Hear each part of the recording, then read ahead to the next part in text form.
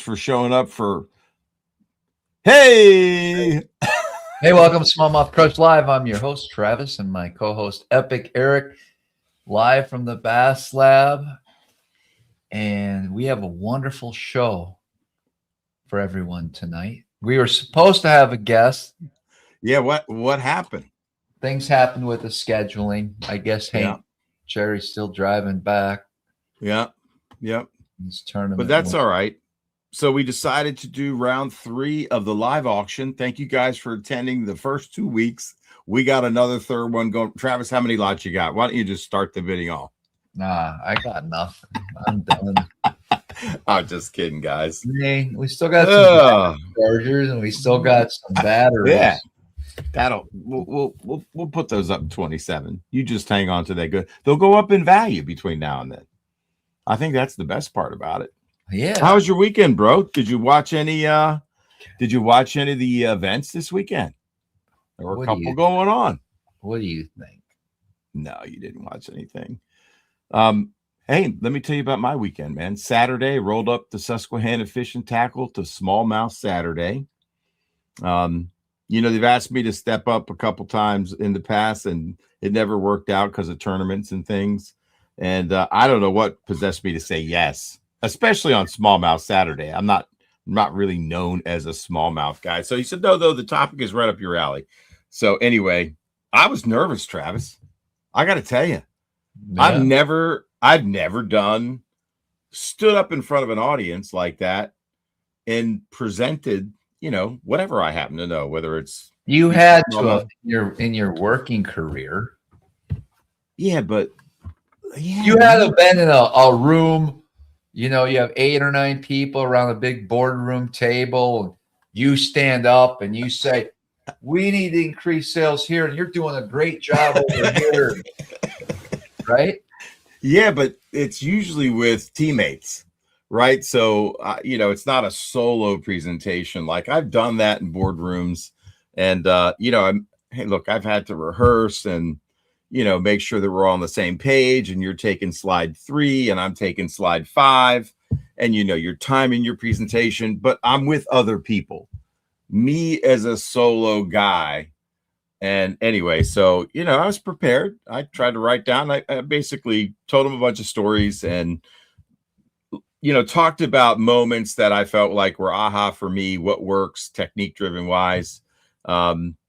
And then how to catch them from the back of the boat. That was a big deal. And then, bait hacks and modifications. Spent a lot of time on that because, that's something I love to do. And so it was really cool. I asked a lot of questions of the audience to see how many people had done X, how many people had done Y. It was, and it passed some of the baits that I've modified around. That was fun, man, because people had questions, and I feel like I inspired some people maybe to do some bait hacking, bait making on their own. Nothing like catching a smallie on something you've bait hacked up. You know what I mean? Or an old vintage plug you found. My jam. So it was fun, man. I enjoyed it. A lot of people there watched the show, obviously. A couple people came out to meet me. That was kind of neat. Yeah, who did you meet? You remember? So JP's friend, Lee, he caught a 7-1 with Big JP. Super fan of Big JP. A couple people that had went out with you. What were their names? They were from PA. A couple. I think that was Krista and Jason. And they said you smashed them. I mean, you've put a lot of people on their PBs. They said they had an incredible day. A lot of Smallmouth Crush, fan watchers. George Potash was there. That was kind of cool because nice. He came. Yeah, he wanted to know if I still was coming because, the weather was kind of crazy. It was blowing 40 to 60. We had snow the night before. One guy made it all the way in from Philadelphia. He said there were like 40 cars that had wrecked on this one bridge. He said he was weaving in and out, black ice everywhere. Anyway, so I think that held a lot of people back from Cup. Still a big crowd and a lot of people buying stuff, man. It seems like the last couple times, like that Richmond show, Bass Fest at Susquehanna Fishing Tackle, and Smallmouth Saturday, people are still buying tackle, which is kind of cool. And it's everything. It's a mixed bag. I mean, I'm looking at what people are bringing up, and it's a mixed bag of jigs, soft plastic, jerk baits. It's still very much alive, It's Yeah. cool. It's I'm cool. actually I'm And I going want to be doing a video this week, hopefully, on kind of an unboxing of all the tackle I purchased to get ready for next season. Oh, nice. With Tackle Warehouse, and so I'm working on that video right now. We're going to get that released this week, just to kind of give you guys a heads up on what we were looking at. I see you're using the buttons again. I have to. That's a very funny comment. I was nervous the first time I presented as a Chippendale. I mean, you got to show that one. I don't. Come on. Thank you, TW. I will do it more often. I enjoyed it. I showed off one thing I want to show everybody. I think I've tied. So I asked how many people have ever thrown a Ned rig jig. You know, I've been doing this for years, Travis, right? Putting skirt material, feather, and sundry things on the front of a Ned head. So I've tied up, and I've showed this before, and I tied this up a while back. You know, we did the Morning Dawn crankbait and the Timber Tiger. I tied up the Morning Dawn swim jig, and you know Morning Dawn's really hot right now, the chatterbait. So check out this little morsel, Travis. I'll show this. This is the first Aaron's Morning Dawn Ned rig jig tied finesse style. And then with it, I've got a little Morning Dawn trailer on there. I had another trailer on there when I showed it up there at Susquehanna Fishing Tackle, but I even went ahead and matched that purple head and a little pink on the belly. Aaron's Morning Dawn has white on the belly, so that's why this one has white. But you can't really appreciate all the colors because the camera can't pick it up. I tied sparse, and it's a little tungsten head. Would that catch him, Travis? It will. I know, right? That'd be a good little bed bait too. You know what I mean? Yeah. Don't you think? Yeah. And it really flares out when it's standing on the bottom, man. The skirt material just goes, because this is fine cut silicone. It's beautiful. Anyway, there you go. It's a good weekend, man. And how about Hank Cherry winning the Bassmasters Classic? Not Classic, sorry. Well, you won the Classic on Gunnersville, but winning again on Gunnersville and on his birthday. And the last day, I think one of the only things he threw, Travis, over grass was probably a 4-inch grub, chartreuse, an 1/8 ounce or 3/16 ounce head, and sacked like 22 pounds in a couple ounces. How cool is that? I did on Saturday. I put the live on for a little bit while I was ice fishing. Yeah. And I watched a little bit of that. So who were you pulling for? Any of your elite homies? I wasn't pulling for anyone. I didn't. You don't have any favorites? I mean, you said on Bass. No, I don't have any favorites. Chris Johnston was your favorite angler and best bass fisherman. I don't have any favorites. No. Not even Chris Johnston, even though you think he's the best. You weren't rooting for him. Best smallmouth fisherman. Oh, okay. I got you. Not best bass fisherman. That's right. Who do you think the best bass fisherman to ever live was so far? I mean, you have to look at the stats. It's got to be probably Jacob Wheeler. It's interesting because you can pose the question, who is the best tournament bass fisherman that's ever lived? And then who is the best bass fisherman, whether they fish tournaments or not, that's ever lived?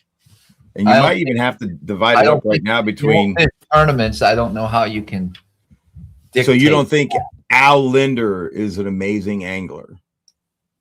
Sure. So you're saying you have to tournament fish to justify? Is there guys that are not on social media that have been fishing hardcore for 30 years, like Al Linder, especially multi-species? It would be very hard to compare them because we don't see all that. Yeah, Al Linder. Yeah, I just think it's a good conversation. Probably one of the best northern multi-species anglers, but that's because we see all the stuff, and there's I don't know. That's a hard one. It is, but it's an interesting question nonetheless. I actually bought a bunch of grubs that arrived mid last week that I did in my unboxing video, so that's pretty funny. That's really funny. Remember, we tried to use a beetle spin with the Z-Man grub.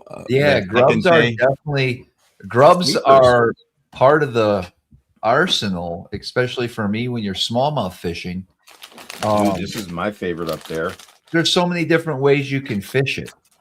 Man, I just fished it plain on a. I mean, on they're a great for football head with walleyes too. It's. Oh yeah, I mean, probably one of the best fish catchers ever made.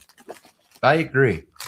I just threw that one. My That color was special for me with you up there. It's a G-tail grub, and that sandy color with that little bit of green fleck was money. They ate that nice. And guess what this color's called? Potomac blue. And it worked on Ontario and the SLR. yeah, That's a little tiny grub with a beautiful tail, man. God, they ate that thing good. Dude. Yeah, I think my first artificial bait that I threw was definitely a Mr. Twister, and for some reason my mom knew about him. Yep. I remember. I'll share a funny story. I remember. Did you throw the smoke purple? I'm sorry, the smoke body chartreuse tail Mr. Twister?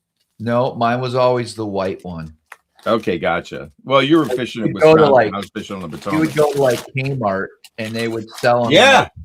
a 4-pack with one jig head in there and then one of the spinners, one of the arms in the package. Oh my gosh, you got that pack. That's a variety pack. I used to go and just get the bag of the smoke body with a chartreuse tail, and we threw that up in 4 Mile Run, me and Glenn Peacock. And man, we absolutely smashed them.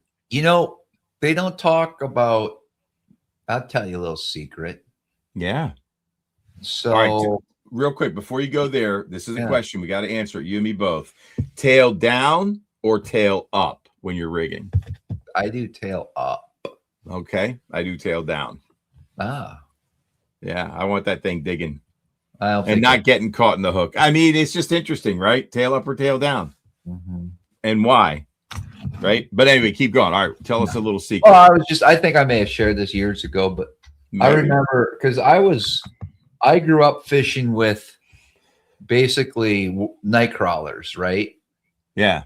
On a 3-way swivel and a bell sinker or maybe a bobber. And I mean, that's what I did till I was at least 9 or 10. Yeah. And then I got into the grubs. So I just remember a couple fish catches. My first big fish catch, which wasn't big, my first northern was caught in Mud Creek right down the road from my house off the bank next to a tree that's not there anymore. But I remember catching down a Mr. Twister, and I was pretty stoked. The thing was only that big, but it was pretty cool. And then when I got into bass fishing more with artificials, my parents asked the farmer down the road if they could keep their canoe there. So then I started using the canoe in the creek. And nice. I remember one day there just wasn't any current and I was paddling. I rolled up into duckweed. Like the whole creek was full of duckweed, the green duckweed, right? Yeah. And I just had that artificial bait and you couldn't get through it. Right. Like I didn't know anything about frogs or any of that back then.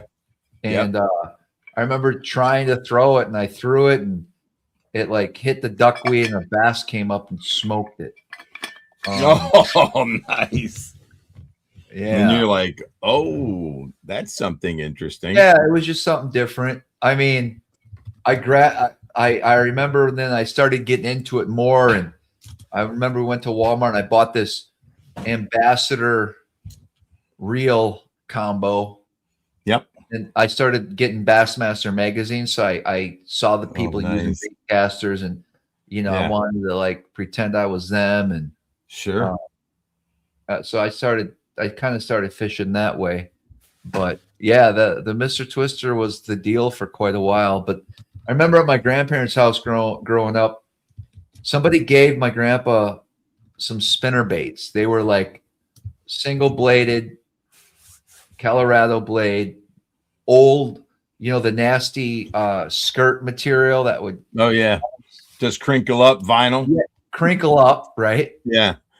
And I remember my grandma and myself, we were trying to figure out what to do with these because I wanted to fish with them. And we put them God, this is how stupid we were. We went out with a bobber and we tied it on like that was the bait, and we threw it out with bobbers, dude, on a cane pole. I was probably 9. That's cool, man. Not really. It's pretty ghetto. I bet you nobody nobody has ever taken a spinnerbait and put a bobber above it on a cane pole and cast it out. Okay, that is kind of great. You're right. Right. Did you catch one? No. I thought maybe you got lucky, like made a cast and started pulling it a little bit, but you cast it out and just like they'll eat it. Just I gotta wait for the bobber to go down. I know, but then I remember we got these longer, like 8 or 10-inch grubs, and I threw them on the back of a Mr. Twister. I remember catching a bass on that one. There you go. Yeah. So think outside the box. Sometimes you can use a 6-inch curly tail worm. For real, dude. Like you remember the stretch? You remember the stretch 40 from Yamamoto? No, that's a sleeper. Here's what I'm thinking, dude. What if you use one of those? I bet you could do that on the Chesapeake. Hear me out. You get like a 6-inch worm, curly tail, Berkeley, whatever, power worm. Yeah. Put it on a 1/8 ounce jig. Oh yeah. Put the Mr. Twister, the spinner on it. And what if you? Like a beetle spin. Slow roll. Absolutely. Let's put it together right now. I'm gonna try that. Why wouldn't it work? Yeah. Luke in the comments goes, what about the Kitech grub? I bought a bunch of those last year. They have a new grub they came out with maybe 2 years ago. Oh yeah, I saw that grub. Have you thrown it? I have, and I guess I didn't use it enough because I love a single tail grub on a chatterbait for smallmouth and a swim bait. Oh wow, for sure. Yeah. Oh yeah. I was going to tell you. You mean like a swim jig? On a swim jig or a chatterbait. Oh yeah. Okay. A grub on a swim jig. If I'm throwing a swim jig, that's my first trailer is a grub. Yeah. I mean, that's as Wisco as it gets. That's the Tom Mansour. Yeah. Right. That's the Tom Mansour special, man. God, I miss a good largemouth swim bait bite. Dude. Swim bait or swim jig? Or you're talking about like a 2.8? I'm so sorry. Swim jig. Everything was I'm talking swim jig the whole time. Sorry. Oh yeah. Dude. I mean, when we were swim jigging back there in that cut with Will, or we were swim jigging up on the upper bay in Furnace when you went on that walkabout going in, dude, there's nothing like that. Oh no, man, it's such a cool bite because you don't set the hook, you kind of let that rod load up, you just kind of lean into them. And I haven't thrown a swim jig for smallmouth in years, but I'm telling you, I've caught some 6+ pounders. I'm talking 2013, 14 when I first started fishing here. Yeah, we tried. Better. Remember we tried? You brought the swim jig out. You were trying it. I forget when was that? 2 years ago? But it was cold, dude. It was cold. Yeah. And I guess when did you when you came up there, when did you throw it when you had some success? What time of year was that? That was in the middle of summer. Okay. So would you lean on that more in the summer or spring or summer? Actually, I threw a swim jig last year with Derek from Beast Coast up here. And we smashed them now that I think about it. But nice. I guess I just haven't thrown it throughout the summer too consistently. Right. That is a fun bite, though. What's your go-to color up there? I like the chartreuse and white with a white grub. Yeah, it's kind of like the spinnerbait color. Just they can see it from a distance. They come get it. Yeah. Do they hit it any different than the largemouth, or is it just like they whack it? It's a pretty good thump, but you still Yeah. same type of hook set, obviously, and stuff like Yeah. that. Yeah. Yeah. Nice, man. Somebody brought up the Kitech little spider. Do you still throw that? I sold a bunch in the auction, That's but right. I still have I had a massive amount of those spiders, and I like all the sizes. Yeah. I did a video years ago with that micro jig that Kitech makes with the tiny 2-point whatever spider Mhm. and Mhm. swimming it slow in the water column. Yeah. Yeah. Yeah. Yeah. Wow, Jay that's Niles. Brovarni swim jigs. I got a whole box of them right there. yeah. Right there. Um, Brovarni. Actually, that's a Brovarni head that I tied the Morning Dawn on. That Morning Dawn swim jig. okay. That's a Brovarni head right there. Yeah. That's it. Yep. That's the Hmm. one. Does Z-Man make a Morning Dawn grub? Yeah. Really? Mhm. Wouldn't that look good on the back of that, dude? I'm pretty sure they do. That'd be nice. Yeah, they make something very similar. Yeah, the Z-Man grubs work. Fat Got a lot Albert. Mm-hmm. Kaylin. I bought a bunch of. I have it right here. I bought a bunch of the Berkeley, the power bait grubs. You like them little ones? Yeah, and the bigger size, but it depends. Yeah. We'll do a grub show this year. Let's do it, man. I like Did that. you used to throw the Yamamoto? The twin tail with the skirt, the spider grub? Were you ever a spider guy? Yep, I have. Good. I've had some good largemouth days on that too, man. I have. Real quick before we get into whatever the heck we're going to talk about, which probably ain't going to be much, we're going to keep this a short one. I am going to be in Wisconsin next week. So here's how we're going to play this, guys. If I feel like going live next week, Monday, I will. If I don't, we're not. Okay. Is that fair? That's fair, dude. Yeah. That's fair. I just don't know how I'm going to feel. Just came off my fast, bud. How you feeling? Wonderful. I was trying to go 10 days. I was going to try to go to Wednesday.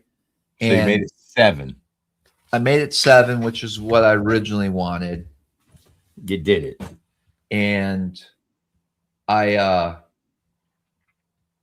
just, the benefits after 7 are there for sure. But yeah, the main benefits really happen from 3 to 7 days. That's where all your cells get cleaned up and kind of a restart. And so I just want to know what you ate today, because you must have been starving, bro. You don't get hungry after the 3rd day. There's no hunger. Your body's feasting on itself. It is. And you didn't have a desire for any filet of fish sandwich at McDonald's and fries. Yeah, I mean, I always could bust into that, but it's just out of boredom, and you don't realize how much activity socially or just looking forward to things, how much food plays. And now what I'm doing is I'm doing 16-hour fast. I'm eating an 8-hour window. Yeah. And then I'm done. So, but yeah, I had bone broth to break the fast. Okay. And then is that bro bone broth, did you say? Bro bone broth. And then I had about an hour and a half later, I had 3 eggs, scrambled eggs, and 4 strips of turkey bacon. Nice. And then I woke up today. No wheat. What's that? No bread, no carbs. Oh no, I'm not eating any carbs, no bread. No. Okay, I'm doing kind of a keto carnivore deal. You know. You froze up there, bud. No, you froze first, then I froze. No, you froze for quite a while. Well, you froze first. Anyways, today then I had amazing breakfast, 4 eggs with probably a serving and a half of beef mixed together, Parmesan cheese, some hot sauce. Oh my God. and I was full. And then I had a can of sardines with mustard, hot sauce, and sauerkraut. What? Oh, that sounds disgusting. Bro, you have no idea. It was delicious. All right, repeat the ingredients again. Can of sardines, Sardines, hot mustard, sauerkraut, and hot mustard. yellow mustard, hot sauce, and salt. Holy shit. I don't know, man. I mean, I'll try it. Wow. And It's what's the so wisdom behind that mixture? Who turned you on to that crazy? very healthy. Okay, gotcha. Sardines because of the omega-3s. Everything. Sauerkraut because of the what? It's like supposedly kimchi's good for your digestive tract. Yeah, It's that's also good. All that. Yeah. Okay. Yeah, I'm just talking out loud. Yeah, and that's all I had, and I feel great right now. And I'm not going to eat until I have to take my truck in tomorrow at 8 a.m. So I don't know if I want to eat right away because I want to do 16 hours fast. I haven't had a meal since 3. So And your truck's my got truck's going to take. Well, he's starving. You gotta fill that thing up with Bourbot broth. Yeah. So that's going to be a 5 or 6 hour fast. Yeah. Anyway, well, that's cool. I'm trying to cut, you know what I mean? Cut weight like you're gonna go in a bodybuilding competition? Like, just, you know, I wanna I want to be able to go swimming and show off that six pack this year, you know. Are you working out too? I started working out when I get back from Wisconsin. Okay. At home or are you going to a gym? Oh, right here. I got you. You got weights and stuff? Yeah. Are you doing that 30-day Tai Chi, you know, that ad everybody keeps seeing on Instagram? No. Okay. I just wondered, man. I don't know what you do up there. All right. Good for you, man. I like it. You're gonna be looking good. It's been fun. Hold on. One thing I wanted to show you was how do you like my golden shiner? I like that.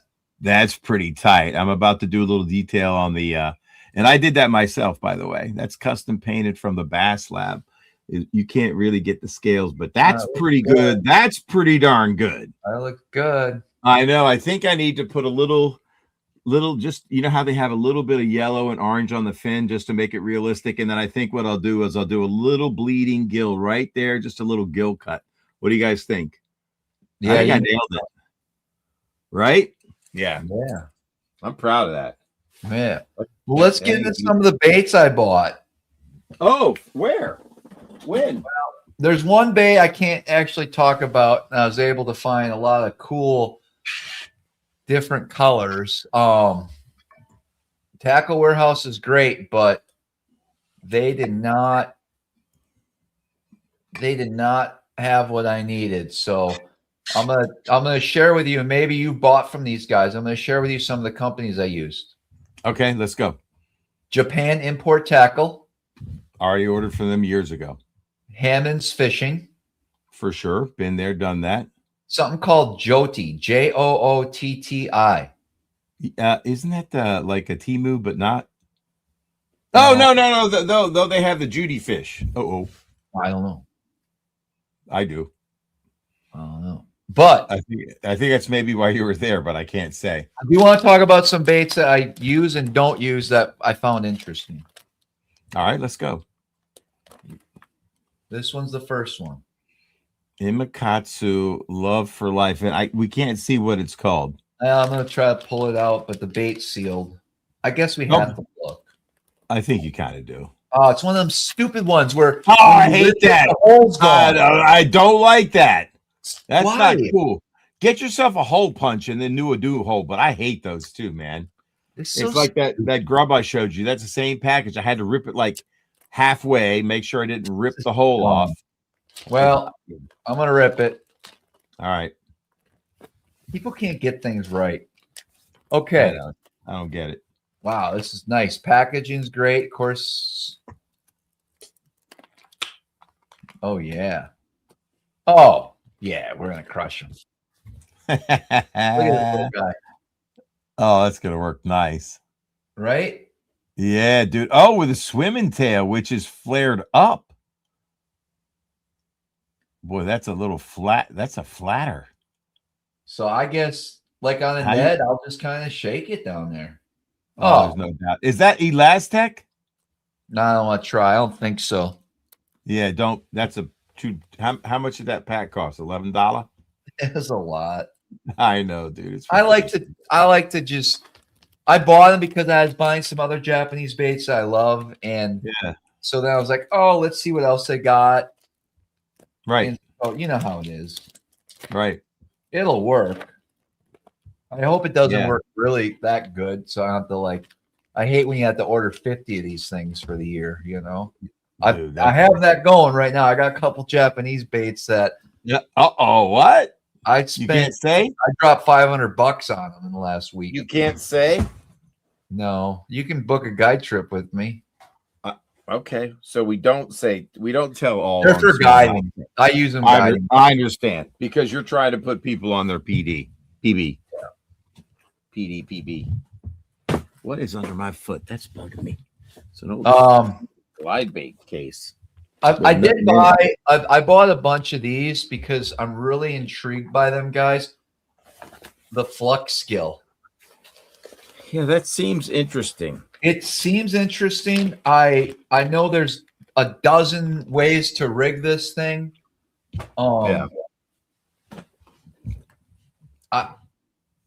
Definitely a Ned rig for me. I think you could drop shot it. I don't know. I feel like you have to be really. I don't think there's a lot of. I would feel like you'd want like some sort of. I got one right here, like this. This is too small. This BKK. Why not just the B10S stinger right through the middle, like that? Yeah, that's I was thinking thinking concept. a little bigger. But if you, I don't know. I know you could do it, but it would take a lot of patience to thread that through there. Yeah. I don't know about nose hooking. I feel as if. I mean, I think you'd have to really judge when to set on the bite, perhaps. Mm-hmm. I don't know yet. I got to experiment with it. Man, could you weave? Could you stitch some silicone material through that thing? Probably. That would look extra. Oh, that would be crazy looking. Yeah. Hold it up. Does it have holes in it?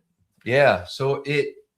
So the holes go all the way through? Yeah, water flows through it. Wouldn't that kill the action? What's the idea? Would hold a lot of scent. John says maybe a chatterbait, probably. Naked on a stealth blade. Looks like a big fat leech. Yeah. So hopefully it doesn't work, so I have to buy a bunch of them. But what color was that? So Gobi?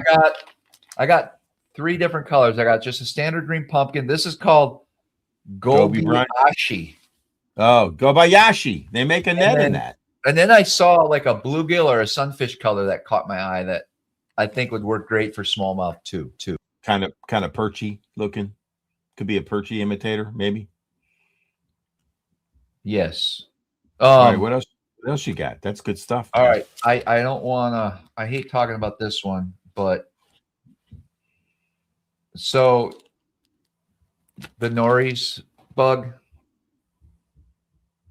Oh yeah. Yeah. Open that thing up. Well, it's one of those again, but fine. I might have a pack that's open here. Remember when I did that? The not the real shot. What's that place? Hooked Up Tackle. I did their big bento box.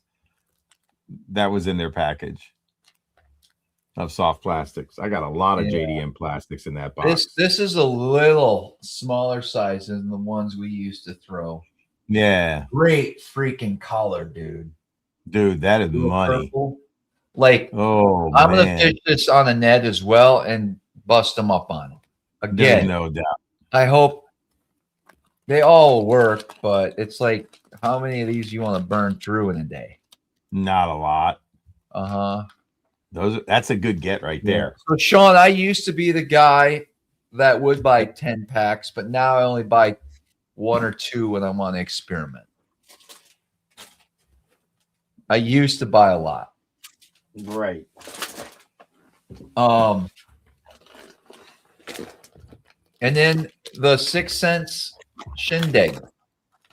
Oh, That really caught my eye.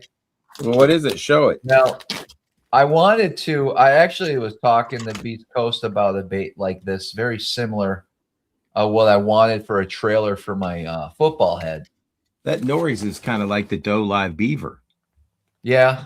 And they do it in a clamshell pack, Travis. Interesting. Yeah. I don't know what the difference is on cost, but yeah. So this one here, it's just got, I'm a little upset because it was crooked in the package, but what the heck? Yeah, I know. It's just it's like a grub with almost like a stingray flat and iron. Yeah. And they put a cut in it, right? Yeah, so that's gonna work on a net, of course. Yeah. So man, you really bought some new net style baits, dude. Why? What made you do that? I wanted to try some stuff out. I'm inspired that you're actually venturing out again. That's good. Yeah. Pretty cool. What made you do that? Just kind of holed up in your shop and started searching, and then all of a sudden you're buying. I started buying, dude, one day. I think it's a wintertime activity that none of us can avoid, which leads to better auctions in the spring. Hey, but that does, and a lot of you guys know this already, but if you guys do purchase from Tackle Warehouse, you can go in the description of any YouTube channel. If you hit that link, that takes you right to the Tackle Warehouse. It doesn't affect you in any way, but it does help support the channel. So I certainly appreciate that. I know a lot of you guys do that. Travis, how about that on a beetle spin? That's a 5-inch grub. Yeah. No, 4.5, but like that pink cast white, that would be nasty. I'm going to paste that link here in the comments, you guys, if you want to grab that. If you're going to make any purchases on Tackle Warehouse, that certainly helps. Sure does. Yeah. Speaking of getting stuck, I got stuck on a snowmobile again. What? Why? I don't know. You mean your snowmobile stopped working? Yeah. Well, what happened? You just got that thing. Not stopped working, got stuck in the slush. Oh, does that happen a lot? Yeah. To snowmobilers. Yeah. So you're not alone. You got to just stop going in the slush. Yeah, I went back in a bay looking for some big bluegills, and you know, that was dumb. That was a waste of an afternoon. At least you tried. We catch some more bass through the ice, though. Did you really? Oh, yeah. Biggins? Yeah. How deep were they? 19. Oh, wow. Did they just swim up through the camera and you saw them? Yeah, I can tell on the live scope when a bass is coming, and I saw him coming in the direction behind the camera.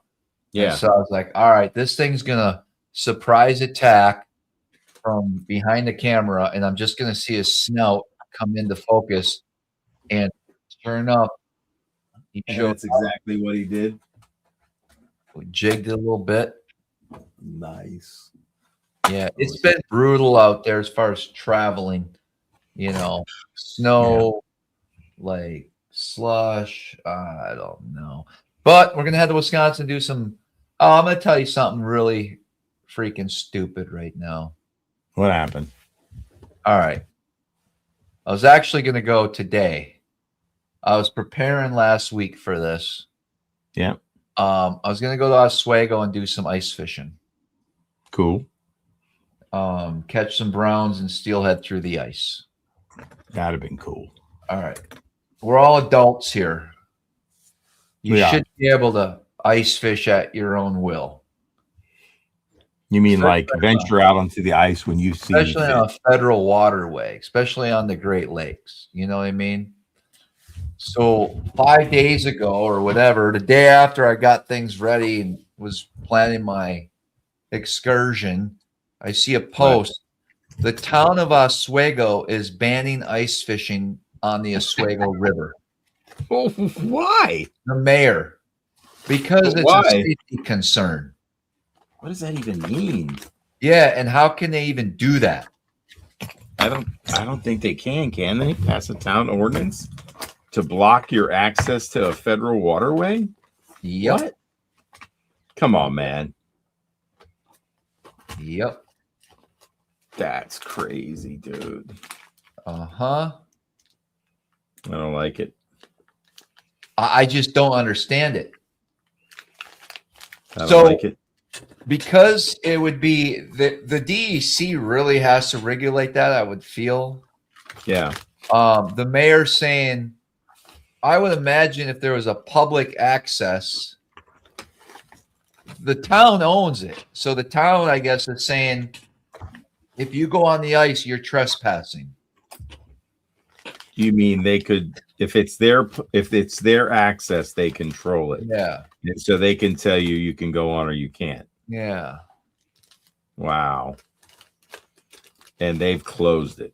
Yeah. And Tom, I get it. There's current in a lot of ice places we fish. I'm going to go back to Wisconsin and fish a river very similar to Oswego. And the people there are cool as F, and they let you go fishing. Like, what is Tom saying? Because there's current, it's more dangerous? There's current in the Oswego River. Just because it hasn't frozen over in the last 10 years, and people are getting all nervous. So the mayor's going, we don't want people to get hurt, so we're going to close it before somebody does. I think they just don't want people to have fun. They want control. Oh, you think they're doing it because they're sticking in the mud? It's all about control, Eric. Everything is about control and power. But what do they get out of doing that? Meaning they're preventing people from coming into their town, buying gas. They don't care. They want people with purple hair showing up in their town with pride flags. They don't want fishermen showing up in their town. Well, that's a weird comment. What? It's a weird comment. Go to any town in upstate New York and every business has a pride flag outside. That's what they want up here. They want transgender fishermen. I don't even get it. What are you talking about, dude? Did something happen to your brain during your fast? No. What the hell kind of outburst was that? Made no sense. Facts. What have you been reading, dude? Reading, just open your eyes. That's why I don't understand. You think this whole reality and all these controls. Wait. I'm not. I have to watch the replay. I can't even process what your brain whatever just came out of your mouth. What kind of fisherman? What? It just doesn't make any sense, bro. Are you all right? I think you're about to go Jack Nicholson in The Shining on me, man. Yeah. Dang. You know, Jack Nicholson's house. I know you're a big fan of him. His house basically has tunnels going to the Playboy Mansion. No, that's a fact. So you can stop with that because wait. You've been through the tunnels, so you know this. Facts that he has that. Jack Nicholson is not who you think he is. Has he announced it? Wait a minute. Where did you see this? I'm done. I can't explain what you can't comprehend anymore. Jack Nicholson's a lizard. Were you hallucinating when you were most of the fallen angels are reptilian? Here we go again, man. Ooh, this is good, man. You give me LeBron James, Michael Jordan, all your NBA players are all lizards. Most of them. Have you ever seen a film where Michael Jordan's hand extended 6 feet, grabbing that ball? It wasn't a camera glitch. It was a shape-shifting moment that was caught on tape. Oh my god, dude! Oh, this is good, man. This is what the people come for. I like it, man. Keep entertaining them. No, I'm good. We can talk fishing again. You're the show tonight. Oh man. Oh. I'm sorry. I'm just organizing some crankbaits while you're on your rant. I like it. Okay, Flock. That wasn't the Space Jam movie. It was They have to show everything in plain sight. So yes, his arm extended as well in the Space Jam movie because that's what he can do in real life. Everything has to be shown to the public. Right. Movies are a representation of what's really going on in the alien universe. So when I see Transformers is really real, but they have to show me in the movies so that it's like they're diverting my attention. Right. So I think it's fantasy, No, but it's actually more of a based ritual on reality. It's more of a ritual. You mean like where around it's a in the code campfire? of this reality for them. Their beliefs are they have to show us, not necessarily sit on TV and tell us, but they have to give us clues, and they do every day. I see. Every day the clues are there. If you're just willing to receive the signals from the research that you do on YouTube and podcast, you'll see the reality different. I get it. Yeah. Well, that's interesting, man. That's pretty fun. You have me going pretty good. Nice try. No, nice. Flock, it was Flock. You're not understanding me. Your Space Jam movie was probably CGI for that scene, but he has been shown in real life on camera extending his body 6 to 8 feet. You want to get that? You want to get that clip for us and walk us through it? That'd be good. Well, you talk about fiction while I find that clip. Meanwhile, let me show this original in the box. Before we do that, Castaic sunfish. Look how cool this was and innovative this was. I've never thrown it, but man, did that look cool for a first time diving bluegill? Look at that thing, man. Do you think it would catch him, Travis? Maybe. I'd like to throw it around a bedding bass and see what happens. I want to show you. Do you think on a bed that would work? Come on, man.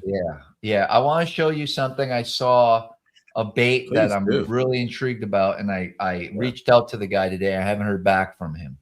All right, show us, man. Tell me what you think of this. I will. What do you got? Can you see it? Oh yeah, it's like a fly. It's a sculpin. Yeah. I want that. I can tie you up some of those, dude. I want that action. I want whatever is keeping it down there in the water. What are you gonna how much do you think that weighs? I don't know nothing about it. That's why I'm curious. That's what I'm trying to tell you. It's a fly. I understand. How are you going to cast a fly? Well, how does he get it down there in a water column like that? Because they have lead on the shank of the hook. Okay, so can I fish it in 8 feet of water? Vertically? No, casting. How far do you need to cast it? I don't know. Well, give me 50 feet, 60 feet. What? Carolina rig it? I don't know, bud. Oh, you could Carolina rig it if that would turn you on. Yeah, that's a fly. I know it is. That's a combination of deer hair and I wasn't really looking at the video closely, but yeah, I've got an idea on how you could do it. I got some tungsten things happening that I just put in my pocket.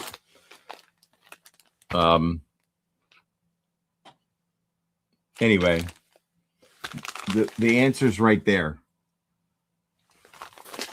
Okay. Yeah. The answer's right there. Now, it'd have a little wind resistance because, that's got a lot of bulk to it, right? It does. Right. Would you want the weight to be 3/16 of an ounce, an 1/8 ounce, a quarter? At least an 1/8. Yeah. Yeah, that can be accomplished. At least an 1/8, bud. Oh, split shot, it's absolutely a possibility. And then I would use this split shot. I'll show you guys something I've been holding in my pocket this whole show because I wanted to talk about it. All right. So this right there, that's a combo stopper. And this right here is a tungsten custom sinker. And so this stopper stops that sinker. You can use regular bobber stops too. I'd probably put bobber stop, slide this on. Right? It's tungsten. And then I'd slide this on because that little tube right there is going to go inside that and then another bobber stopper. So I don't want any metal connection. I don't want that swivel out there. You follow me? Because especially with all the rocks up there. True. The challenge with that kind of rig is that sometimes if you do get hung in the rocks, it'll slide all the way to the head, but you get your bait back. So that's kind of cool. You just have to readjust. Yeah. So you can do it that way. Mm-hmm. Somebody in the comments noticed I was trying to. Or Travis, see that little tungsten jig head? Yeah. See how that's swinging? And Yeah. see how I've attached that little tungsten jig head to my everlasting drop shotter? Uh-huh. How about that fly that you just saw on the back of a little tiny tungsten jig head? See how If it it swivels? does what that video does, I'm in. Why wouldn't it? It would be like this. You would have that movement with that tail. Yeah. Mm-hmm. I like that. For some that don't know, this is my I use these jaw jackers. This is the rod. This is a St. Croix Premier Ice 36-inch rod. I'm running the smaller 2000 size 7 reel on that. 5-pound Cortland white master braid. And basically, Eric, we got a little deal up here on the rod tip, and that holds that rod in place on the jaw jacker. And when a fish bites, it just sets the hook. Pretty cool. That's wild. Yeah, and then you get all tangled up here. So, and then we have this device here, guys. So what I do here is I open this up and I pour some liquid in there that keeps it from freezing. And so your line can move freely in the hole. This is outside a shack, and your hole might be frozen around this, but this allows the line to still go through. You pour your chicory root tea in there? Yeah, you pour that in there. I mean, that's got a, very, very freeze tolerant. So I'd pour that chicory root tea. You have yourself a nice cup of chicory root in the hut. Pour a little of that in there. Yeah, I just have to redo them. I got put some smaller trebles on 2. That's and then actually I'm also cool. going to use the other 4. I'm going to put spawn sacks on it. You are a spawn sack. We got a little potato chip in the box, bud. That would taste good, huh? What is that? A little minnow. It's salty. You did not just eat that. Yeah, they're crunchy. I'm sure it'd be bad for my stomach. Yeah, don't eat that. I won't. You put worse things in your mouth before on your boat. I have. I've witnessed it. That's a pretty cool ice fishing setup, man. How new are those little things that you put the liquid in? I think they've been around for quite a while. Like what, 10 years? Is this a 20-year thing that they've modernized? Okay, so it's not new. That's ingenious. I guess you got to figure out ways to keep things moving when it's cold. That's right. How cold is it up there right now? Oh, it's going to be nice in Wisconsin. We're going to have highs in the 40s all week. What? Yeah. So when are you leaving for Wisco? Yeah, moonshine. You put the moonshine in that thing, 180 proof. That's what Riley Brody said. And then when you need a little snort later, you got it. That might work because honestly, it would, man. That would never freeze. These bottles run almost $20 for a bottle of the de-icer. Nah, man, just put freaking cheap vodka in it. Yeah, that'll. You can put vodka in a freezer and it ain't freezing. Wow. I don't know. What is the freezing temperature of any cheap vodka? Like, I've seen people store vodka bottles in their freezer. Yeah. I just fill it every outing. It'll last the whole day. Right. Mm-hmm. I like the vodka. That bottle was $20. Yeah. Salt water. Bo Jed said salt water. Yeah, I don't know how to make salt water. Table salt and water, bro. How much salt? A lot. More the better. I won't know. I'll tell you one thing. If you ever run out of windshield fluid and it's wintertime and you want to try to save money and you only got that much left in the bottle and you decide to put tap water and some sort of soap in there, you'll have frozen windshield the next day. Oh, geez. Diggs Yeah. Outdoor says 200 below hell, freezing over, and vodka starts getting cold. Sometimes I do stupid things, you know. I struggle at life at times. Yeah. You know. Yeah. A lot of lessons learned. Never Clock make a faces. sharp turn in four-wheel drive, you know. What happened? I don't know, your wheel will fall off. Your wheel fell off. You had your wheel fall off. I mean, yeah, remember last year? What? I know, I don't remember that. I don't know. JP and I had an Instagram video about it. Your I was wheel trying to fell go to a tournament and I couldn't make the tournament that morning. because your wheel fell off. Yeah. Where were you sharp turning to? I was just making a turn But it was extra sharp. with four-wheel drive. Yeah. Oh, geez. And your wheel fell off your truck. No, the axle kind of something that holds everything together broke and I couldn't. That's crazy. Oh, yeah, because you modified the axle with your big boy lift truck. Yeah. I'd Well, sue those guys. You didn't do it. They did it. Right. Right? That's Somebody- crazy. Never do. Yeah, it gets a little stiff when you're in four-wheel. It gets all crunchy. Yeah. I noticed that the other day. Man. Well, that's pretty cool, man. You got some new lures. You showed them and told them. That was awesome. Showed your ice fishing setup. You're going to throw a little vodka in there for a snort after you're done fishing for the day, or you need to get warm and the fish aren't biting. At least you got a couple shots out there on the ice. That's nice. I never had, maybe when I was young, I never really had alcohol. I never have alcohol in fishing, really. But when you're ice fishing, wouldn't that be nice just to have a nice shot of vodka? Smooth you right out. Maybe we bought some fireballs once. When were we taking those? Oh, man, that was great. Remember that? You brought a whole bag of them. A bag of fireballs, and I would Where drink did you one. do that? I would drink them after we came back from fishing, Oh, and I would have one. And then you had one, and you're like, that's tasty. And I think we might have had two that night. that's it? Yeah, I would get like a bag of 12. And if we were fishing for 5 days, 2 a day for each of us. And, you know, I'm right there with 10. They're cheap. You get them at the liquor store. I Did love you have doing them that, in man. your truck and your wife got in the truck and was asking why there's a bunch of fireballs? Yeah, because I had them in the bag. I didn't drink them all. And they were still there when I came back because I didn't drink them all. Sometimes I forget to have one, but that little shot's enough to just chill me out after a nice long day. And, you know, it's cool. I really like doing that. Maybe after the meal, come back, hit it hard, brush your teeth, watch some movie, or watch you doom scroll, and then fall asleep on the couch. Yeah. That's the perfect evening for me. Yeah. Yeah, man, I've been having some crazy vivid dreams every night recently. Really? Yeah. Like full-on action movies. Huh. Color and everything. I've had, maybe it's a moon thing, but I want to know in the comments. Oh, yeah, you're right. Did people have more vivid dreams this week? Because I was on my fast, your mental clarity is really a little different. And Yeah. I had very vivid dreams that I could almost recall. I can't recall now, but it's one of those things Of where course.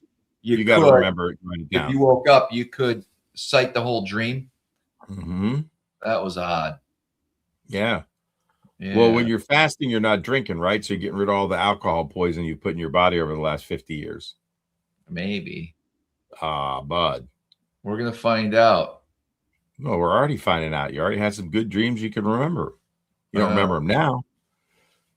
Yeah. Burn Persark said he had some really JP had at least 24 fireballs just to get his ass out of the ice. Take Alpha Brain. Grat says you will dream in HD. Grat, I feel like I'm already dreaming in HD, my brother. Devil says I woke up sweating, but I was dreaming about being in an episode of Cops. Negative 20 nights will do that to you too. Oh, hey. On Tuesday, I was ice fishing, and I got back on the trailer, by my trailer, and two DEC officers pulled up on their snowmobiles behind me. What? And I sort of thought, oh, it's go time because of our last episode. Oh, yeah. Yeah. Shared some stuff. Yeah. And what did they say? They just wanted to check my license and Okay. asking too many questions. And I'm like, all right, guys, have a good day. Right. Yeah. They didn't find that stuff you brought over from Canada in your back of your trailer? No, I didn't have.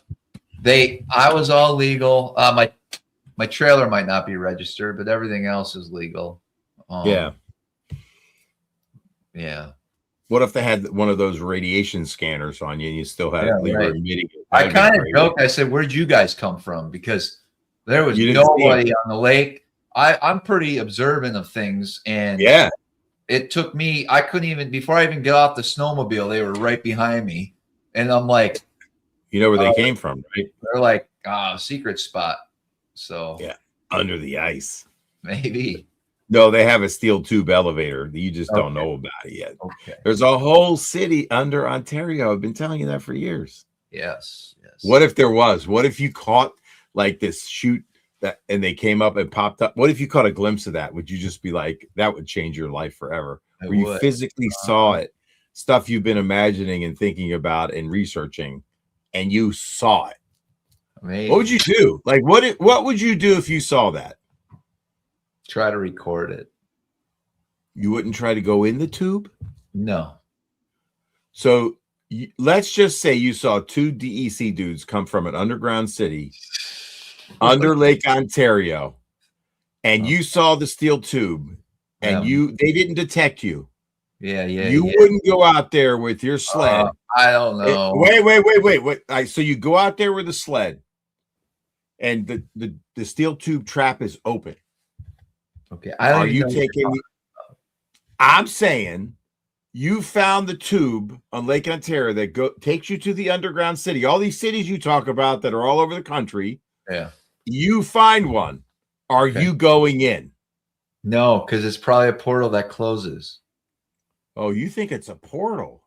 Yeah, it would be a physical. It's not a physical thing. What if it was just a retractable steel tube and like the DEC? It's not going to be, Eric. I don't even know what you're talking about right now. Well, now you know how I feel. I don't even know what you're talking about half the time. Let me make this up. Okay. You wouldn't go in it because you would be afraid it was a portal, but would that be cool to go to a portal and explore? Would you be afraid you would never come back? We probably wouldn't come back. No, it'd be like all those missing 411s in state parks. But wait a minute, are they going to another dimension? Wouldn't you be excited about the new reality you're going to? I think in this reality, some of the dimensions of other humanoids are not a place we're welcome, nor do they want us there. So what you're saying is I don't think they're going to kill us, but I think they would capture us and we wouldn't go back. I got you. So you're afraid of going in through a portal door. I will leave this reality when I die. I don't need to go through a porthole right now. You don't die? What are you talking about? When you die in this physical form. Okay, gotcha. But you're not going through a portal door if you find one. No. Or a steel tube that goes to an underground city. That's right. You're not going in either of them. No. Man, I thought you would go on the adventure. Yeah. I don't know. It's just an interesting question to ask. I'm definitely not going in. Somebody asked me what was my most sketchy thing ever encountered on the ice. I really haven't been. I played pretty safe out there. I don't do too many stupid things. I guess that one night I went ice fishing a while back, and there was just a snow and a blizzard, and I just shouldn't have been out there, and it was a little sketchy. When I was younger, I did fall through on a 4-wheeler. What? I was with my dad, and I had to run back to shore for help, but he got out of there. That was a little sketchy. You both were on the 4-wheeler? Yeah. And you went in. And how deep was it? It's probably 9-10 feet of water. Holy crap. Did the 4-wheeler go to the bottom? So I was stuck either on a little bit of ice or it was floating for a little while. I don't remember, but the back end was the tail lights and the bars were still up. So I remember that's how they got it out of there. Okay, gotcha. But so you guys, a scary moment. Yeah. I think I was young, probably 12. So I'm running 3 miles to shore, you know. Yeah, that sticks but I with grew you. up doing that stuff. Ice doesn't scare me too much. Yeah. I look forward to the day I fall in. I think it'd be a really good test and experience. I really do. All right. Mm-hmm. I'll get out. I know you will. I wish you all the luck. Well, thank you. Unless that lizard guy comes from under the water and pulls you down. Uh-huh. What if that happened? Oh, all right. What if you're on Ontario one night and you're ice fishing? You're having, you have a little snort of the vodka because it's in your little eel pout snout thing. Yeah. And all of a sudden you see a bunch of glowing lights under the ice. Mm. Now that'd be cool. That would be cool. And it just passes underneath of you and you never see it again. Uh-huh. What would you do then? You'd record it. I tried to. Oh, you would have your phone out pretty quick. Yeah. Yeah. I guess I should rephrase it. I don't want to fall in, but if I do, I feel like it would be a cool thing to look back on if you survive. Right. A test of your will and strength to survive. Most of the time, unless I'm on a spot where I know it's a lot of people are out there and blah, blah, blah. I have the picks to be able to get up. Oh, you do have them on your hands, so you're ready. Oh, They're that's cool. Wait, so I fall in and I have to get them off of my neck? No, they're on a string, a cord, and they lay here. I got you, but I have to grab them now from around my neck. If you need to lift yourself up on the ice, I don't think it's always necessary. I got it. But if you can't get a grip to pull yourself up, you got to have them. Yeah, that's pretty cool. I also have a float suit, right? So my whole suit floats. So the only issue I'm ever going to have is if I fall in and perhaps the snowmobile's on top of me and it's a small hole. Yep. Or, there is some shady stuff. But for the most part, I feel it would suck. It would suck to lose a lot of your equipment. Right. Suck to have to walk back and deal with it. It suck to be on social media everywhere. I mean, my snowmobile is so cheap, I would just leave it there and try to cover the hole and hope nobody found it. Right. Saw it. But because that's a huge fine every day it's underwater. Right. Yeah. Okay.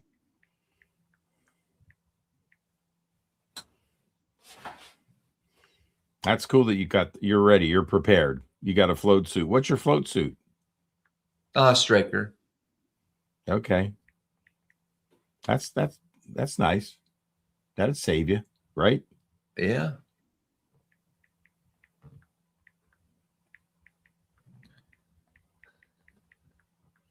Yeah, a lot of people are talking. Yeah, Flock says a float suit helped him. Oh wow, what happened? What happened, Flock? He went through, I would imagine. My kids, I put if it's again, if it's a sketchy area or it's an area I kind of feel concerned, I will put life jackets on them. Yeah, I'm not proud. I don't care what people think. You almost should wear a life jacket if you don't have a float suit. I don't care. I agree. You should. Yeah. Anyway, so like I said, next week, Monday, we're going to see how we feel. I'm going to do a lot of perch fishing, walleye fishing. What about those eel pout snouts? Yeah, I'm going to go catch a few of them. Burbots? Is that what they are? Burbots? Eel pout snouts? You got to take a picture of an eel pout snout for me, bro. Okay. I want to see what they look like. Yeah. Is that the most delicious eating freshwater fish? No, I don't know. Not the burbot? It's good. Like of all your freshwater fish, you could say only one freshwater fish for the rest of your life. Perch. Yellow perch. Yeah. Prepared in beef tallow and a pork rind. That's right. Crunched up coating. Yeah. I want to try. That sounds so good. Do you use those pork rinds that remember I spilled that whole crumb bag on my chest when we were going up to New York? Yeah, those pork rinds were really good pork rinds.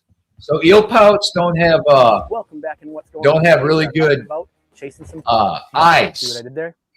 So they'll But like I swarm was the saying, bait, we are out swarm the chasing bait a trout. lot. I've got They can't Oh, wow. see it. down. Hopefully They gonna feel get it some with underwater their. footage here They before got it two gets little dark. I whiskers. have my buddy and Mike tentacles. joining me here in just a little bit. Like a As everybody thinks catfish? it up, I was getting the underwater camera down, trying to find a good angle where I could see both of my baits, and then this happened. That's one of them. Yeah. Just actually checking camera angles. to the Freaky underwater looking. camera. Put my baits down to make sure I could see them both. And I couldn't find my one hook. And then all of a sudden I see a burbot sliding off to the side. So that thing came up. And That's hit this trippy. with no They are bait. very ugly, but very Spot cool fishing is fish at area the that holds same fish. time. It's a Man, very look at the unique markings area. on that fish. And what I did, drilled out a bunch of holes. Let's and see I how this dropped guy down the catches underwater camera. It was my AquaView Micro. This is pandemonium. Dude, that was a trippy looking There we fish. Number 2 for Look the at day. that thing. And introduced to you. Do they have My teeth, buddy Travis? Mike is now here with me. Keep I that one. don't think. Mike just sent that one back down, and we're sitting good. Let's see. There it is. That's a snaky looking fish, dude. See if it'll scoop it up right off the bottom. No, didn't want it off the bottom. Whoa. See how he can't really- Yeah, really. He's like a blind bat. Yeah. Oh. Broke out in the pan. Why is he so blind, dude? He ate it. Got him. Whammy. Man, that thing came in and just crushed it. Oh, it's so fun when they do that. He was beelining it. Sorry, I got my cord wrapping around you. Oh, that's a decent one. Those are little ones. Oh, they're so squirmy once they get to the hole. Oh boy, look at one's going for the camera. You can see it on the live scope. He's gonna bump it. Whoa, Oh, 100 didn't bump feet, it. man. He's coming down. Oh no, he's coming for me. We should make a Bourbot crankbait. Oh, come on. That's pretty cool with the camera. That's wild. Why is he so blind? One I swore I don't know. Like he see how he can't really. I love those. Yeah. Oh, yeah. There's a second one. Oh, another one. They're bumping. Oh, he's good. Oh, I can't see it. Woo! It's fun, dude. Dude, that's pretty weird looking. What, that fish has some crazy markings, man. Yeah, they are. And they have little whiskers. They're not big. They're not like Right. a catfish whisker. Yeah. And what's the meat taste like? I mean, similar to a perch or a little Lobster. firmer? Lobster. Get out. Yeah. No way. Mhm. Dude, I want to try a Bourbot. And you cook it just like a lobster. So you boil it and then dip it in butter. What? Yeah, That sounds freaking delicious. it is. Holy crikey, mate. Yeah. Man, the bounty of the Mother Nature is astonishing. It Oh, sure well. is. Well, whoever the simulation people that Yeah. remember that one time we were riding on the bay van and I'm like looking at the clouds and I'm going, man, I turned to Travis and I'm like, man, the people running this simulation did a really fine job today. You busted out laughing, dude. Uh-huh. It's just like they took a paintbrush out and painted that sky. I mean, how do you think they came up with the Bourbot? What do you mean? Like, or just all the insects and flora and fauna. I mean, hey, they've had a lot of time on their hands to think of all these things. well, I mean, it's probably are they when you say doing it it's in a simulated design studio? reality. It means it's Oh, you There- don't see what I see. bro. There's Wait, do we see the same thing? hundreds, there's thousands of these simulations going on at one time. Yeah, but I mean, the creator of all that stuff. Yeah, you chose to come to Earth, bro. But what I'm saying is, they Come would to have. Earth. They would have had a lot of. Actually, no, my parents chose to have a baby. And Imagine I what it's couldn't. like where we come from. I'm imagining what it's like to be here on this planet because I'm astonished at what we have today. Yeah. I'm marveling in the Why beauty you of signed nature. up? You're loving it. I didn't sign up. You It was- signed I up. Well, no, you think you did. I think I'm here naturally. No. Mother Nature. Uh-huh. It's two different ways of thinking about it. That's right. And that isn't that beautiful? You can enjoy yours and I can enjoy mine. That's right, bud. And yet here we are having a show together. That's right. Incredible. Yeah. But let's just eat some Bourbot together. All right, we will. If you catch one, would you save a little? How am I going to get some Bourbot? I guess I got to go I'm up there. gonna try to bring back quite a bit. Oh man, that'd be awesome, man. Hopefully. Pain to clean, but we'll do it. You got Devin Willis says Eric was placed here by the god of the beetle spin. That's a good one, man. Oh, it's awesome, dude. Well, it's been a great show. Short one, but I loved it. Short but sweet. Yeah. Always, man. Always. I hope you do it. You're feeling up the next week. That's cool. Are there any guests you'd like me to find? Oh, I'm doing the Rat Show this week with Ken Duke. I think it's this week. Maybe it's next week. Okay. Hold on. Let me check real quick on Thursday night. I can't remember all the time. You know what I might do? Yeah. If I ice fish for Bourbot, Yeah. maybe we'll go live from the ice that evening. Oh, wow. Nope. Sorry, guys. It's not. It's 2/19, February 19th, Bass After Dark. How do you fish a rat? That's not this Thursday. It's next Thursday. Sorry about that, everybody. I got excited. So hopefully next week we maybe we talked about some other guests. Yeah. Well, we'll talk. You'll have some time. Are you taking the kids to Wisconsin? Yeah. Okay, gotcha. So you might not have a lot of time to talk in the car. Oh no, we'll talk in the car. All right. Well, give me a call. We should just like brainstorm some guests, additional guests, because I know you got some guests lined up, but we'll just brainstorm some additional guests and show ideas. Okay. That'll be a good use of time. You'll have a lot of time in the car if you're not listening to X-Files or something. Something like that. Yeah. I believe Scully. Uh-huh. All right. I get and that would be a cool live from the ice. I can eat my eggs. Yeah, do your thing, dude. Congratulations on a good, clean fast. Your mental clarity tonight was astonishing. And sweet dreams in color and HD. Yes. And enjoy your eggs in the morning and safe travels to Wisco if you end up going. When are you going to know if you're going? Well, I'm going. Oh, you are going. It's whether or not I feel like going live on Monday. 10-4. And when do you leave again? Friday. Okay. Sounds good. Well, safe travels, man. Say hi to your folks for me. Your dad's a badass. So is your ma. Tell him I can't be there for dinner on Tuesday, all right? Sorry I'm missing it. Okay. The Bourbot feast. Uh-huh. Would that be something? Someday I'll visit everything you know in Wisconsin. Weren't we supposed to do that like 3 years ago? Yeah. We got a lot of plans and not a lot of them are happening. It's not. I told you to go up ice fishing. I know, dude. It's on me. It's not on you. It's going to be easy for you. I told you. I get you. I'll even set up. I'll even let you sit in the truck, and I'll go set up. It doesn't take long. It's 20 minutes. Yeah. I'll go set up, get the heater on, and all I gotta do is drive the snowmobile back to the truck. You get out in your Uggs and your I'll have Uggs. Your fur hat. Yeah, I'll have the fur hat. You hop on the snowmobile. We go 15 miles an hour out to the shack, drop you off. You get inside, and you're good to go. Fishing, looking at a camera, Live having some camera, and jacking on some big jumbo perch, or eel pout snouts, or an occasional bass. That's pretty cool. Good God, look at that! Look at that eel pout snout panger caught. That might be a world record. That's a giant. Good God Almighty, that's a big one. Look at that thing. It looks like That's a tiger. on the ice? Yeah, he's on the ice. Huh. Hold on. Look at that thing. This guy got a chartreuse olive skin. Yeah. It's like a reptile. Those are the lizard people. Yeah. Those are the lizard people. Eel pout snouts. That's Michael Jordan as a baby. Yes. All right. That's crazy looking. Look at the coloring on that thing. I know. Dude, that's just wild. Mm-hmm. Look at that, man. Look at that pattern. That would make some fancy. Hey, could you think you could make boots out of that? You could. So, you know that video we just watched where they were in 100 feet of water? Yes. So, I'll be fishing in 2 to 4. For burbots. And that's fun because you're sight fishing them.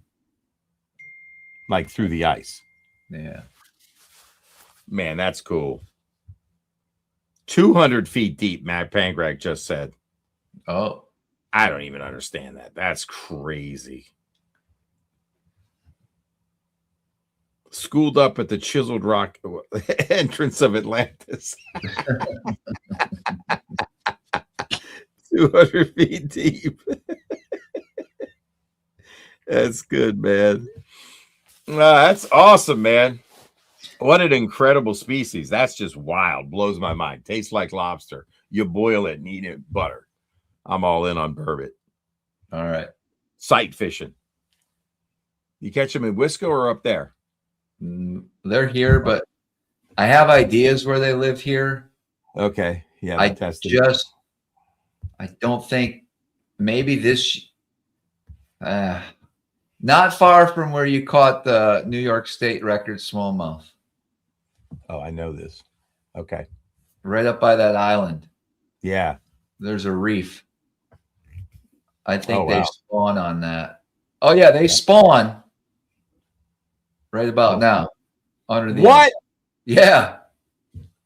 That's why they get up in that shallow water. That's even crazier that a fish can spawn in frigid temps. Yep. I guess salmon do. So what am I saying? Thanks, Ryan. Ay, caramba. Good stuff, man. Cool. Yeah. Ideas. Yeah. Nice.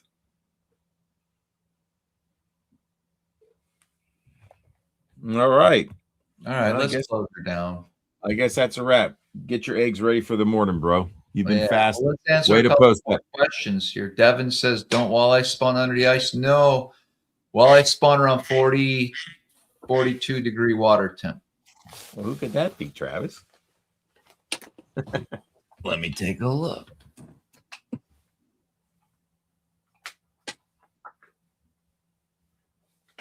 Oh. Cape Way Kent wants to go ice fishing. Well, there you go. I don't know if I'm going to be able to this week. Well, I gotta go Wednesday with a dude, and then tomorrow after my truck appointment, if I have time, I'm gonna go check I don't know if I'll have time. I was gonna go check a random spot that probably don't want somebody with me, only because it's gonna be a little sketch. And it's on the St. Lawrence River, and I'm gonna 10-4. I'm gonna do some sketchy stuff. Gotcha. Somebody asked what's new at the Bass Lab. Oh yeah. Me and Can I go to the TK bathroom if we're gonna keep going? Yeah, I'll keep going. So Okay. Somebody asked what's new at the Bass Lab. Marty Burns is working on an order. Actually, it'll be a 3-set of the Epic Shad, Epic Junior, and Baby Epic Shad. I'm going to sell them as a set of 3. And I think you guys are really going to like this Baby Epic. Anyway, coming probably in the next 3 to 4 weeks, maybe right after the Classic. But the other thing is, you guys know I'm a fan of the OG Wart. You know I'm a big fan of finesse cranking for smallmouth. I've always wanted something a little smaller than a wiggle wart to go after those smallmouth, and I think we found it. It's a bait that hunts. It's a bait that wiggles on the rise, so it's got secondary action. It's a bait that reaches that, on 8-pound test, probably 8 to 10 feet, and it's got a single ticker. And me and TK are going to be talking about colors, so it'll be smaller, than the wart, but not a super micro crankbait. So like it's right on the edge of regular size to finesse. I think it's going to really fill a nice spot in the crankbait box. So we'll be able to do some like popular translucent colors. So stay tuned for that. It's going to be custom. Nice collaboration with TK Stanley at Tackle Craft and the Bass Lab. So yeah, man, there you go, man. You want a walleye hunter? You know what? We got to get a walleye. We got to get a eel pout snout. Hopefully, who was I talking to today? Oh, Dan with Great Lakes Finesse. Yeah. we're kind of talking about the ice conditions and how there's so much ice out there. And technically, February's gonna, this month is gonna fly by. And if you look at the extended forecast, there's nothing above freezing here in upstate New York. And I always go through it every year. I get a little nervous because my first trip is mid-April, but I think we'll be fine. It's just I can't imagine how all that ice can move out in a month and a half. Like, we're gonna need some warm temperatures. Hopefully, I don't know. I don't see it happening just yet. Yeah. It will, but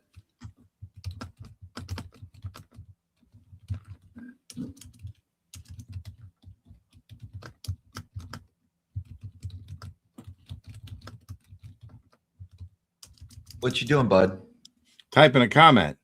I'm saying depth, speed, and cadence. Yeah. When I'm cranking, or anything really, depth, speed, and cadence. Jerk bait fishing, cranking, beetle spinning, throwing a spinner bait. Hey, somebody said I should stop on Lake Erie on the way back and do some ice fishing.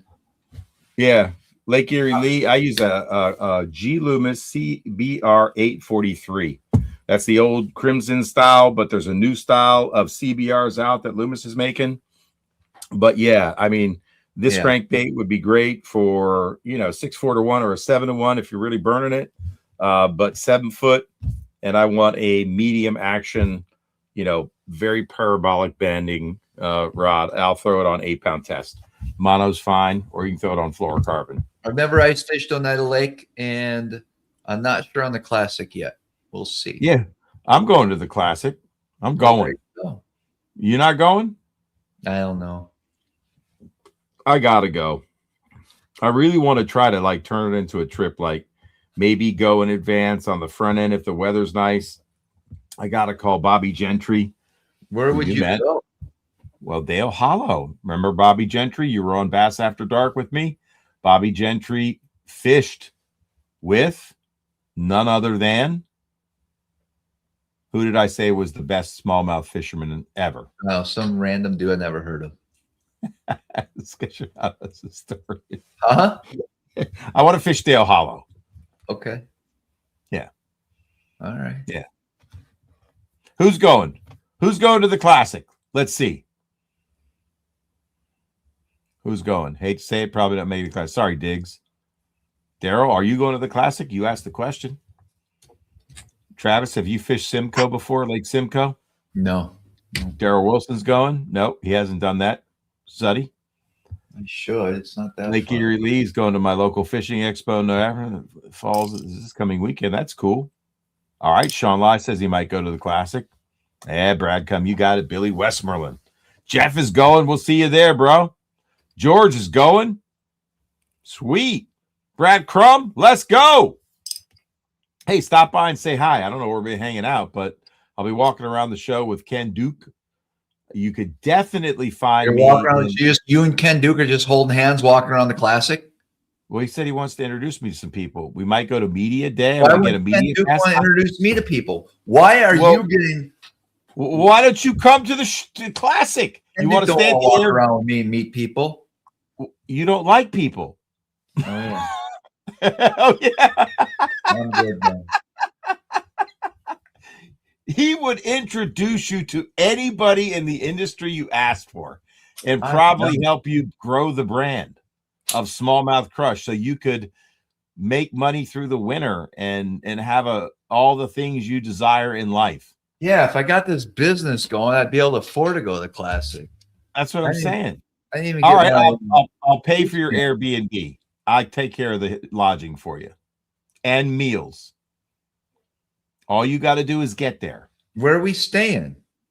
With Ken Duke, Spooky Mike, me, and you. A 4-banger. Is BTC going? Nope. I wish he was. Then I figured. I knew BTC would be the draw for you because he'd be your buddy to go out and have some nice drinks at a bar late, and a lot of them. You would definitely get alcohol poisoning. No, well, you know how alcohol is poison. On my program, bud.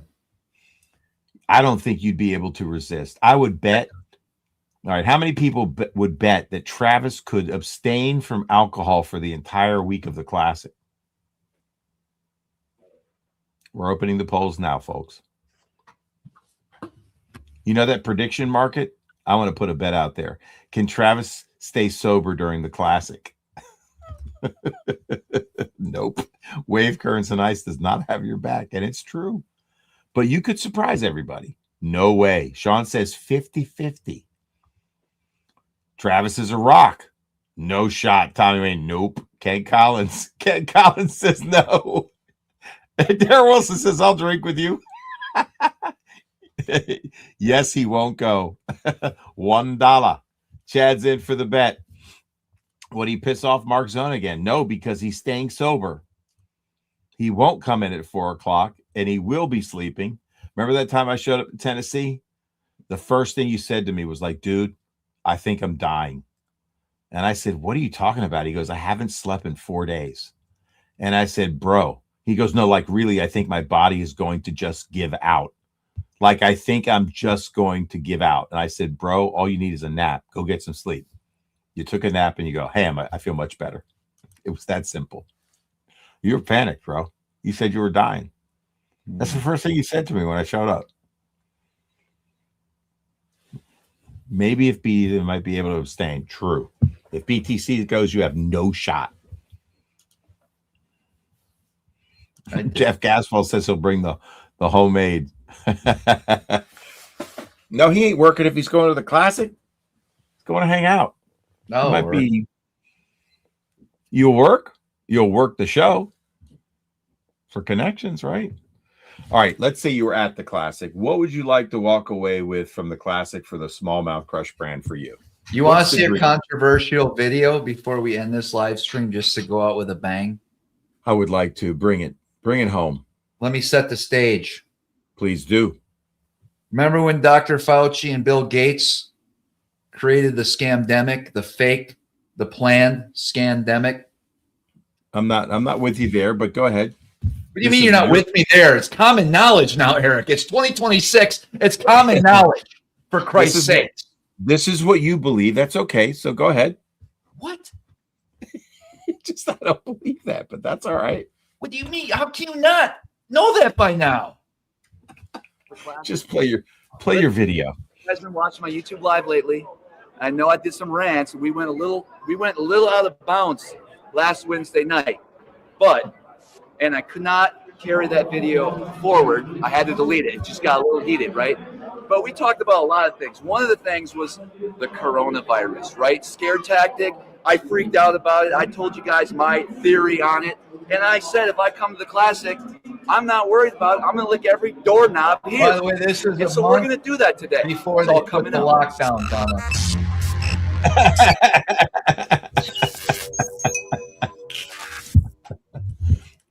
Yeah, that's what we went to. My main deal is that it's just like Zika, Ebola, the mosquito virus. It's all crap, and they're just trying to tank the economy to freak you guys out. Your 401ks are dropping. Everybody's all up in the bliss over this thing. The flu kills more people. You know what? Now what they're going to do, they're going to probably come out with some vaccine. This is before the vaccine came out. You need the vaccine. That's the whole plan, to tank the economy, to get Trump elected. And so to prove my point, we will lick every doorknob at the Classic. Look at all those door handles. So many door handles, not enough time to lick in long.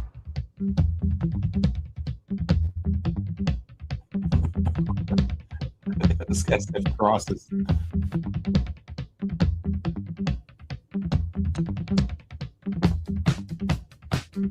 Well, this is the main entrance here. There might be corona on it, but listen, like I said, I think I'm immune, and I've licked worse things.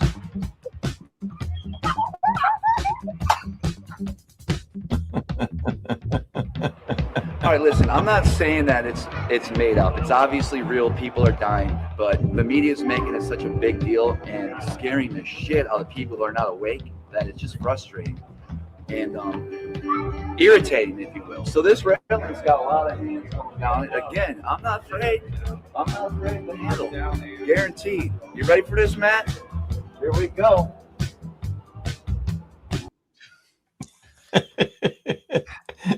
A dirty little secret. He wiped every one of those with an alcohol wipe before he licked them. Maybe. But he did eat a live shad. He ain't scared. He ain't scared, folks. And he French kissed a catfish. I've seen it with my own eyes. French kissed a cactus. Yeah, when we fished that tournament in Susquehanna, I was Carolina rigging, and you were catching the catfish, and I was catching the 6-pounders. Oh, I thought you said cactus. No, you gave that catfish. Went. How's that go? I have it on my Instagram. Your Instagram. You have it on your Instagram somewhere. Yeah, somewhere. It's in there. It's in there. It's in there. Okay. Too funny, man. That's good stuff. Oh my gosh. Well, here we go again. I thought we were gonna wrap this show up. Me too. And then you go. It's that was. Look how young you look there. That's weird. Think You were in 5 years? I don't think a so. lot. No, I'm getting better with age. You look way different, dude. Maybe because you didn't have the beard. I don't know. You looked a little chubby then, maybe. I don't know. I think you had more weight then. You're thinner now. I was at 220 then. I'm 189 now. There it is. That's what it is.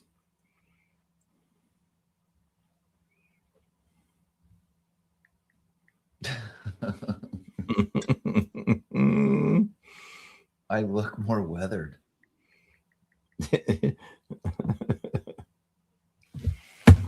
Oh man, good job, Travis. Way to light it up at the end, brah. All right, man. All right, let's end this. I got shit to do. You do. You got portals to walk through. You got burbots to catch. You got ice fishing gear to rig. All right, guys. As always, until next time. Hopefully, maybe next week. Depends. I would love to do it live from the ice shack. That'd be cool. It would be. I think it'd be really neat. I'll hang with you. Let's do a show. You'll be in the shack. I'll be here in the studio, and we'll do a show if you're up for it. Yeah, I should make ice fishing videos too. I don't know. I mean, why not? I don't know. Oh, Brad Crum, man, I really enjoyed the Susquehanna Fish Attack. I talked about it the earlier part of the show. It was fantastic. I was nervous. I was prepared. Audience had a lot of questions. I did a lot of show and tell. I passed my stuff around. It was cool. I showed everybody the first micro tungsten Ned rig jig in Morning Dawn, Aaron's Morning Dawn, in fact. That's a thing of beauty right there. That's going to catch up. All right, I gotta go rig these rods. Hey, I talked to Scott Whitmer from Nico Baits. Oh, really? Yeah, he started a new company. He's still with Nico, but he's got his own company now. What is it? What is it like? What does he make? Soft plastics. He's making a cool rod. And yeah, soft plastics mostly. Same material as Nico. Some scented, squid scented, but Nico material. Medical grade. Fishing tackle? No, he's doing the show circuit right now. I just called him because I'm looking for some more of his baits. Gotcha. So yeah, so he's pretty busy with the show circuit right now. But he lives in Northern Virginia, so he's right around the corner. Yeah. Anyway, he said hi. He wondered how you were doing. Yeah. Anyway, he'd love to come back on and talk about it. He's a really nice guy. I really liked him. Yeah. Yeah. He's in the woodworking, right? Yes. Sure. Yes. Yeah. Yep. Might be cool to have him on. I mean, he's obviously respectful if you've got relationships with other soft plastic companies. He doesn't want to step on anybody's toes. But I think anyway. Everyone knows we kind of talk about every type of bait out there. Of course, I'm partners with some, but of course, right. Showed off 6 cents baits tonight. I mean, you showed off 6 cents. You showed off works. Nori's. You showed off. Right, exactly. No, you've always been that way. That's cool. So if you'd like to have him on, he'd love to tell you about what he's doing. Anyway, another thought for another show. Heck yeah. He's got some of the. Remember the swimmer he had? He's doing them in like that 2.8 Kitech size, bro. And even 2.3. He might even have a 1.8. Yeah. but you know, kind of last all day kind of thing, squid scent. Yeah. So Man, you don't I have to be grow up. frustrated. Remember, you used to throw that 2.8 Kitech I all day remember long, 2.8 was the deal for me. dude. On the I upper bay, you would I like haven't- fill the cooler with perch, Yeah. and then run into 5-pounders, I haven't thrown that in years. I right? think as anglers, you do that sometimes. We do. We leave behind the things that still work today, and Hank Cherry proved it. That you can beat a field of the best 100 fishermen, maybe, out there, slow rolling a 4-inch grub on a bait caster with 10-pound test, 1/8 ounce jig head, light wire hook. I think that's pretty cool. Now, it was a non-scope tournament. Could he have done it if people could have been shaking a minnow? Maybe. I don't know. But he had 22 and change on a grub. Yeah. I think that's awesome. It just goes to show you what's old is new, what's new is old. Here's a trivia question for everybody. This is one of the things I asked. Who was the first company to stick leg and like silicone type, or let's just call it skirt material, no matter the what it was made of, through a grub?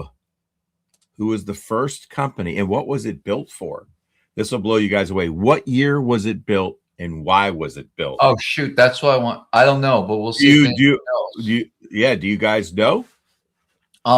I kind of hinted a little tip at the start of our show when we were talking grub fishing. Yeah. But this is a grub style bait, by the way. It was DJ Steve. It was not Man's.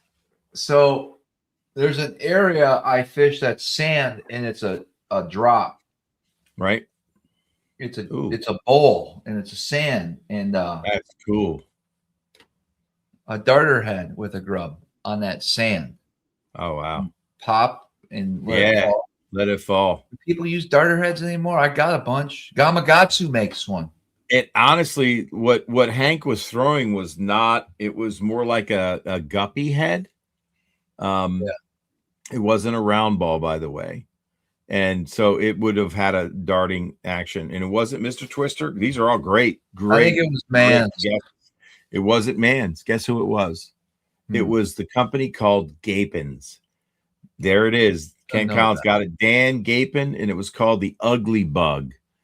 And it was living rubber, round rubber that he skirted through the middle of the grub body and then out the back tail. And the jig head, and it's too bad that the jig head does not have a premium hook. I don't care. I'm going to buy some, and I want to throw them with you in the river in current. And I want to do this was built for a downstream presentation. And the way it's on a 90-degree hook, and the way the jig head was constructed, they claim that I can get it unstuck 85% of the time. So what I might like to do with you is drift with that, because they make heavy ones. But we're drifting with the current. Well, that's true. Well, maybe you'll pull down in current, and I'll cast downstream, and I'll work that thing. It was meant for a downstream presentation. Built in 1969. 1969. How about that? Now, look, it's not those crazy ones. It's not the fuzzy dice, but stringing skirt material is not new. Isn't that cool? 1969. He built it for a reason. Downstream, to get through rocks, to come out of snags. They claim 85% of the time. George, I would throw that on a beetle spin. It has one of those old, like, eagle claw bronze hooks, and it is light wire. So, like, I don't know how it's going to stand up to a 6-pound smallmouth in current, but I would sharpen the point, really put a nice needle point on it, and just not lean on the fish hard, have the drag set light. I just want to see, I'm going to throw it on the Susquehanna with Joe. See if it comes out of the rocks, because that is a snaggy river, man. Yeah, but the head is very uniquely designed. Anyway, it's pretty cool. Very cool. Yeah, little history for you guys. There you go. The Ugly Bug. Dan Gapin. They still sell them. Yep. There you go, man. Very cool. Yes, sir. Yes, sir. Devin Willis, that's right. No, you will not find any eagle claw bronze hooks in Travis's boat. Although, No, if I you have can I have eagle claws in my boat.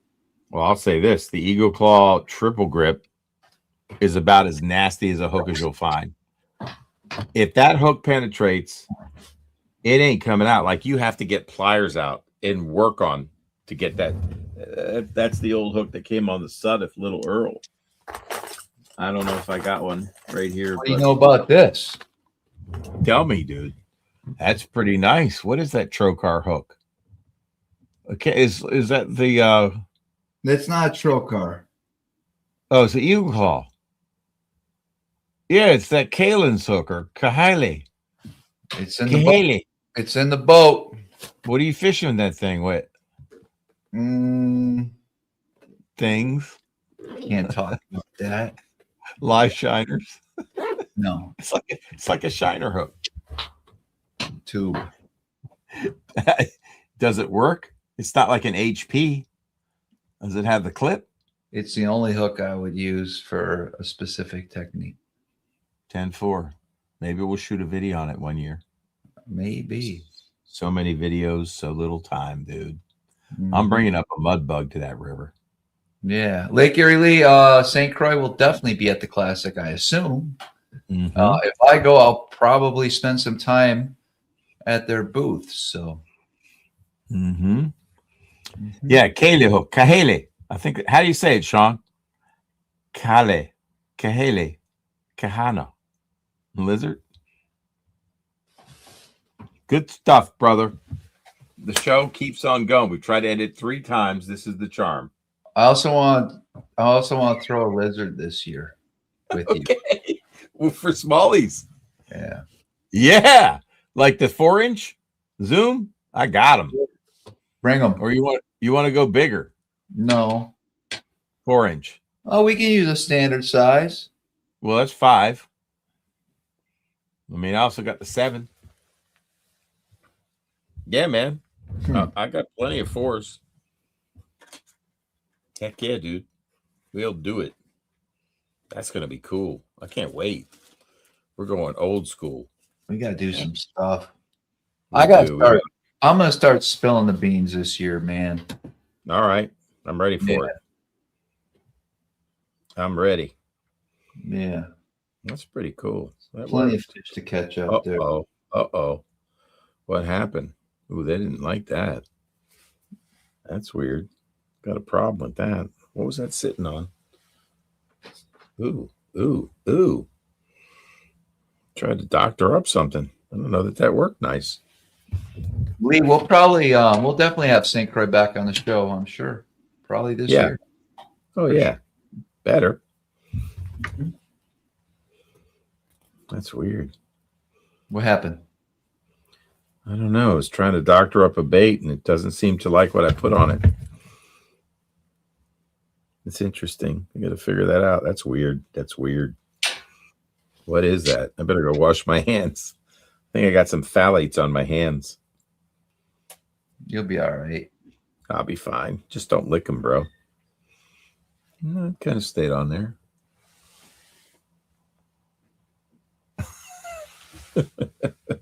Just teasing a little bit. Just teasing. All right, guys. All right, man. All right, we're gonna wrap this up until next time. We'll see you guys on the water, and either next week or the following week we'll be back. We'll be back. All right. Have a good night, All right, everybody. Thanks, guys. Peace. Yeah, to increase your viewers and to get viewers to stick around to the end of your live stream, you should spill the beans with one pro tip every live stream. I like that. And then we should also do a giveaway every live stream. And then finally, we could have little spot auctions along the way for rare collectible crankbaits. Oh. That brings some eyeballs. And maybe do a giveaway every once in a while for a rare collectible crankbait. Now we're talking. All right, we're out. All right, we're out. Peace. Peace.